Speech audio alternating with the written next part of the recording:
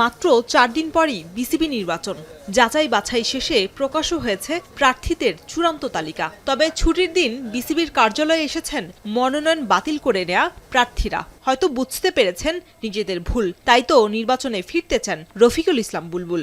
যোগ্য ক্রীড়া সংগঠকরা এখানে আছে নাকি?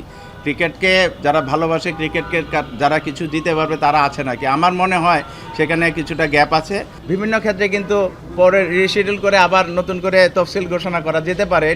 এটা দোষের কিছু না, কারণ একাধিকবার কিন্তু এগুলি করা হয়েছে এবং এগুলি নিয়ে ছোটোখাটো বিতর্ক আছে, যে বিতর্কগুলি কিন্তু এড়ানো যায় না। এদিকে দুদক অভিযুক্ত ১৫ ক্লাবের ক্রিকেটারদের স্বার্থে তাদেরকে নির্বাচনে অংশগ্রহণ নিশ্চিতের দাবি তোলেন রফিকুল ইসলাম সহ বাকিরা। এ বিষয়ে ক্রীড়া উপদেষ্টা এবং বর্তমান বোর্ডের সমন্বয়ে সমাধানের বিষয়ে পথ দেখছেন মনোনয়ন বাতিল করা প্রার্থীরা।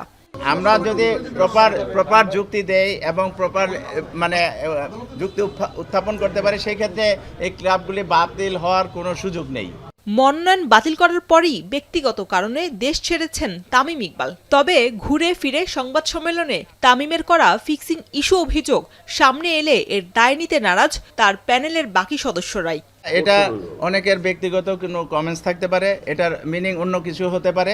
এখানে তামিমও কোনো ইস্যু না, এখানে ফাহিমও কোনো ইস্যু না, এখানে ফারুক আহমেদও না, কেউই না। আমরা যদি ক্রিকেটে ভালোবাসি, এখানে সবাই কিন্তু যেটা পজিটিভ, দেশের ক্রিকেট যেভাবে নির্বাচন বা যেভাবে সংগঠিত হলে দেশের ক্রিকেট আরও এগিয়ে যাবে, সেটার ব্যাপারে সবাই পজিটিভ থাকবে। এমন পরিস্থিতিতে আদৌ বিসিবি নির্বাচন সময় মতো হবে কিনা তা নিয়ে জেগেছে শঙ্কা। শরীফ রওশন, এখন, ঢাকা।